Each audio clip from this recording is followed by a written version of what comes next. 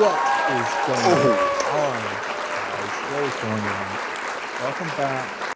And this episode of 214 Sports. We got some Cowboys news that some of you might know, some of you might not. Kellen Moore had his official Eagles head coach interview. And love Kellen, but I hope it went terrible for him because I want to keep him here. I want to keep him here in Dallas, man. Yeah, I completely agree. Honestly, I don't hope it went terrible for him because I don't really wish that terrible things on anybody. But you know, I think that if he gets the opportunity to go be the head coach there, I think it'll work out in our favor. Because I mean, if you look at what's going on, excuse me, if you look at what's going on in Philadelphia right now, I mean, dude, it's not a good program to be a part of right now. Like let's let somebody else go in there, be the head coach, maybe get a few draft picks and hopefully build the team back a little bit better. And then Kellen Moore, you can go there after your 3 year. Yeah, exactly. After that, you can have him. You can have Kellen Moore. But right now, we need you, buddy. Exactly, man. We're trying to keep this offense humming with Dak Prescott, and just keep this thing moving, trending up. I mean, I personally think we're going to have a top offense next year. Of course we are. With all the weapons we have, it's going to be hard not to have a top offense. I don't know, just good for him. He's already getting the exposure and all the stuff he needs, but don't need to pluck from our program. Yeah, leave us alone. Yeah, you know, there is some drama going on down south, though. The Houston Texans have got quite the interesting little scenario playing out. Okay. So, I don't know if you have heard the name Jack Easterby. I don't know if you've heard that. So, Jack Easterby, let's just run through some backstory. Right now, he is the team chaplain for the Houston Texans, but let's bounce back. He was the character coach at South Carolina for the men's basketball team from 05 through 12. And basically he was a little rah-rah guy, like get everybody hyped up, talk to the players. And in 2010, I believe they had somebody come speak, and that speaker that came was the owner of the Texans at the time. So he came and spoke. And then 2010, the end of 2010, coaching change for South Carolina. He gets caught in the shuffle. He goes to the Chiefs to be a team chaplain there.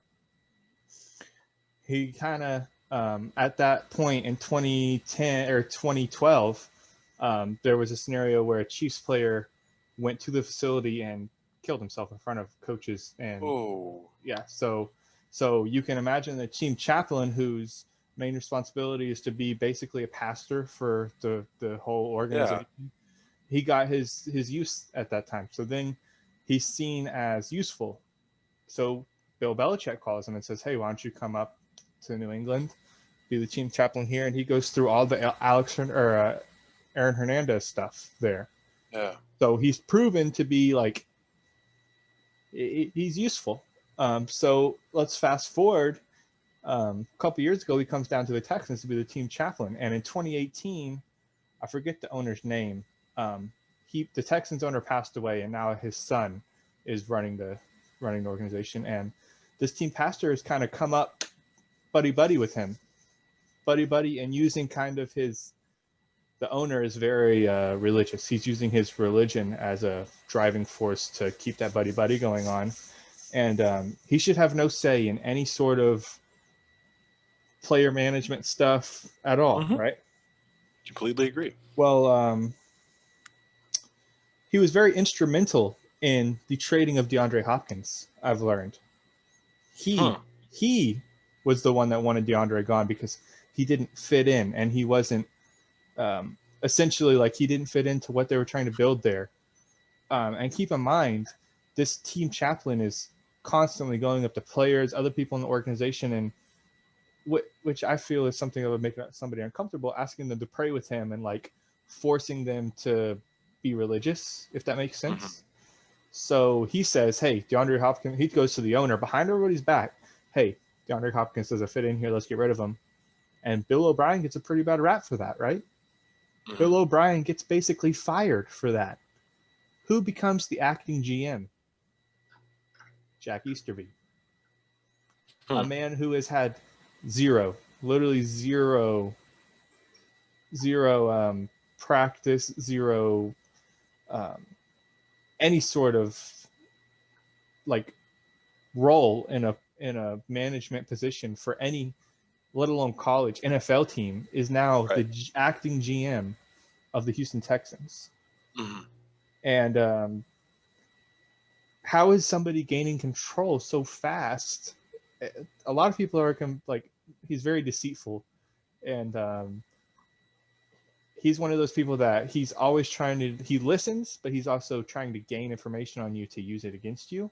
Yeah. And a lot of people in the Texans organization see that, and there's a lot of articles out on it, some that I've read and referenced, and the owner cannot realize that. And guess what? I told you he was from New England, right? Yeah. You've heard the news of Deshaun Watson wanting a say in the GM and the coaching, right? I mean, he's the face of the franchise. You should give him a little play. Who do they hire? They said that Jack Easterby, the owner, came out and said Jack Easterby would have no say in who the GM would be. They go hire Nick Cassero. Where was he from? Oh, he was buddies with Easterby in New England. He came from New England. So Easterby has formed this whole... He's really ruined the Texans franchise. Yeah. And I wanted you to blind react to this. Yeah. I wanted you to just for the potty, just give your thoughts on that. And that's a lot to take in, right? Can you imagine if Dak was requesting a trade because of something that Jerry Jones or Stephen Jones was doing? Can you imagine? No, I could not imagine that. That is like, I don't even know how to react to that, because like the fact that you're letting somebody who, first of all, has literally no say in anything that happens have some sort of say, like that's absolutely crazy to me. Like I get it. The guy is spiritual and stuff like that. Like, okay, we'll, that's fine and stuff like that. Don't get me wrong. I'm spiritual as well, but like the fact of the matter is like being deceitful is not godly at all. Like that is like that's off limits. I don't know what to say about that. I'm in complete shock. I don't understand how somebody who, obviously, if you own a franchise, you have money, and people are always trying to use you, right? How do you get used to that effect, and you're still so blind to it that you haven't cut ties with this guy? He's still part of the Texans organization as we're speaking. Wow. I don't know. I don't know how you don't cut ties with that, because like, dude, like I have no idea what to say. Like that is, and that's not something like, that's not like a conspiracy theory, right? No, that's Sports Illustrated talking to their sources and getting the information. God, dude, and I have no idea. Now it kind of all makes sense, because at the time, whenever I saw the DeAndre Hopkins trade, I was like, dude, that doesn't make any sense at all. Like, why would they trade a really good receiver? I mean, we can, as Cowboys fans, we hate to admit it, but DeAndre Hopkins is really good. Mm-hmm. I mean, those are our in-state rivals. So, I mean, I have no idea what to say at that point. I mean, I'm at a loss for words. The fact that they're letting a chaplain have some sort of say in who they're hiring and who they're trading, and honestly, it sounds like he has more say than just that. Oh yeah, it sounds like it's going way deeper than that. And now it's like, at the beginning, it's like, yeah, Deshaun Watson, just like, be quiet. You're a player, just play. But now from my research and from talking to you, and I think we can both agree that I would want out of that situation too. Oh yeah. from a dude abusing power and just, I don't understand this. Dude, I mean, I was looking at Texans news whenever we were talking about what we were going to talk about a little bit earlier. I was looking at Texans news, and Watson canceled or I don't know if you saw this, but he canceled a rally that was in support of him. Yeah, like there was going to be a rally, a Deshaun Watson rally and stuff like that. And I wrote in my notes, clearly there's tension between him and the front office. This is word for word in my notes. Clearly there is tension between him and the front office, but it doesn't seem like there's just tension. It's not where it stems from. No. Like it stems from the chaplain. It's deeper than the front office, yes. And this is It's a dude who is, I mean, he seems power hungry. He seems like he has no sort of care for not just people's feelings, but like in this article, which we'll put in the comments for some of our quotes if you guys want to go read it for yourselves, all of it. But it's just like there's probably 4 or 5 sources for the Houston Texans that remain nameless, but they're like, every time you talk to him, you can feel that he's just trying to gain some sort of knowledge or pushover on you to where you don't matter anymore. Where you can go to the owner and be like, oh yeah, so and so, they don't believe the things we believe, so they don't belong here. And that's the worst. That he was able to do that with DeAndre Hopkins, arguably their best player.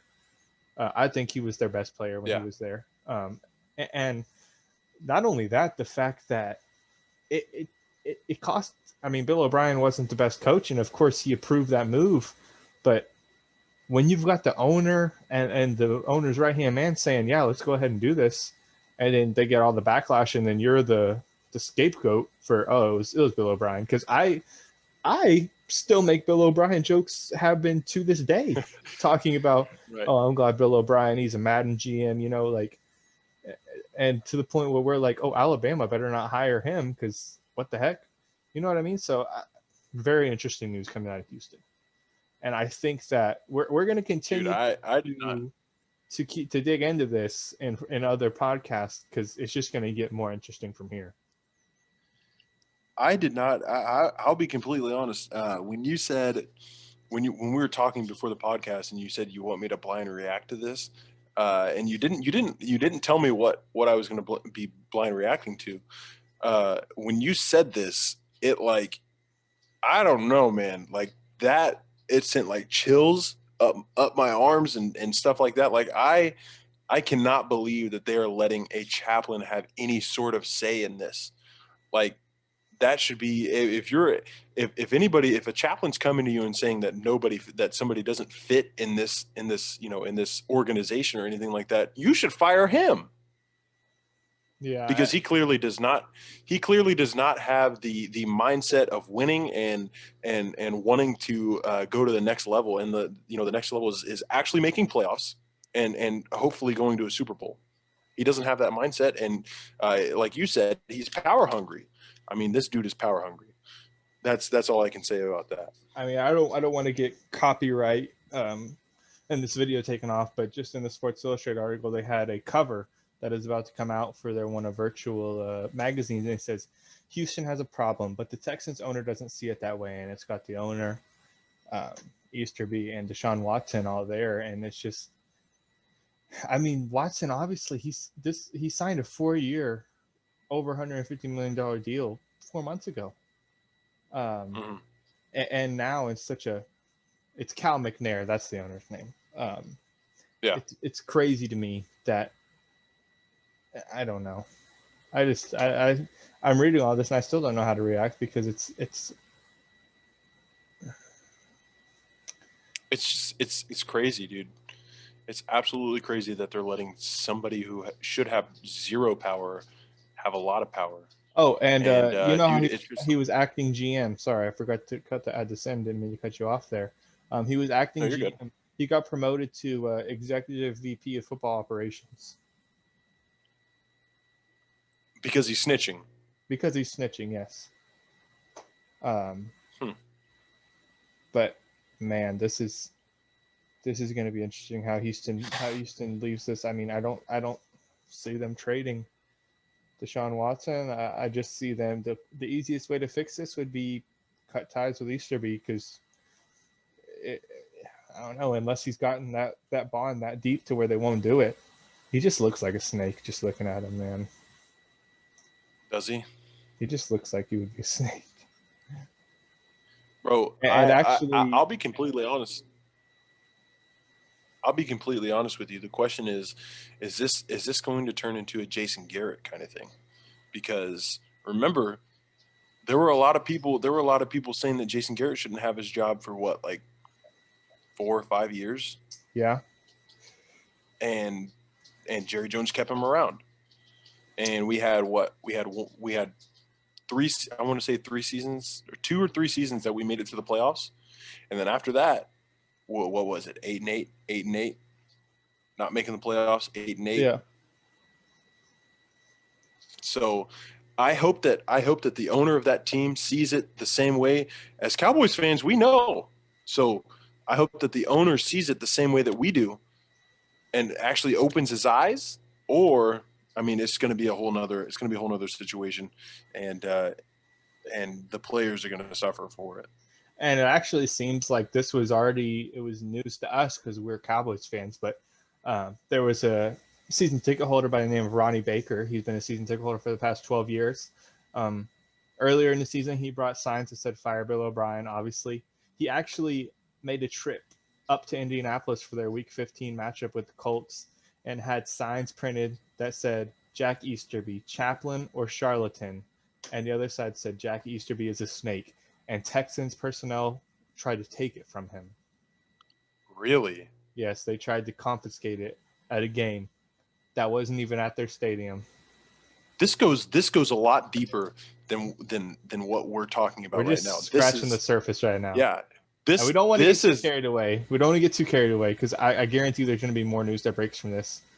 This goes a lot deeper than what we're talking about right now. I can feel it. I'm gonna start doing research on it. Yeah, so we're gonna definitely maybe make this a little series and do a couple more episodes on this week. But this makes the Cowboys look like a perfectly run organization. It does. But man, we're 19 subs away from giving away a jersey. We are 19 subs. 19 subs. That's we're it. Getting there, dude. We're getting there, and I don't know. I know you're excited. I'm excited. We're trying to hook one of y'all up with this jersey. I don't know, man. I mean, I can't say anything yet, but big things are coming very soon. Probably have news in the next couple of days. Yep. It's big news. It's really big news. It's big. I mean, it's really big and exciting. You guys are going to be excited, just like us. I mean, look at us both smiling from fucking ear to ear right now, dude.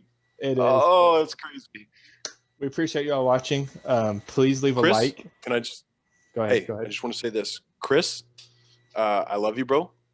I just want to say, anytime you want to hang out, let me know. We'll have a few beers. We'll be good. I love you, Chris. All right, let's get a Chris. I know you're going to be watching this. Chapman might be too right now. #214 in the comments, and we appreciate y'all again. Love the support, and we'll see y'all next time. I love you guys.